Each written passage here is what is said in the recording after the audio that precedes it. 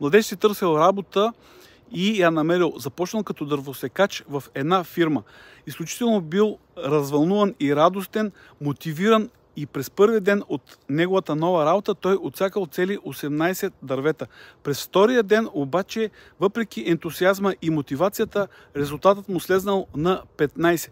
През третия ден не е спаднала ентусиазма и мотивацията, но резултатът вече бил 10.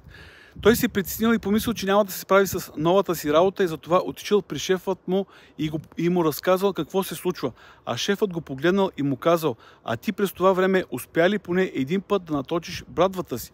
Младежът казал: не, нямах време.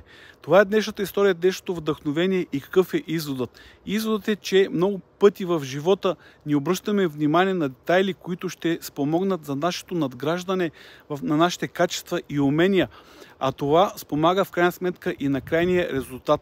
И ако ти си търсиш и искаш да повишиш твоите умения, твоите качества, да повишиш твоя доход на 500, 1000, 2000, 4000, един постоянно нарастващ доход, последвай ме и напиши думичката "искам" и аз ще ти покажа как в следващите месеци всичко това да се случи за теб. Това е от мен за днес. Пожелавам прекрасен ден и до скоро!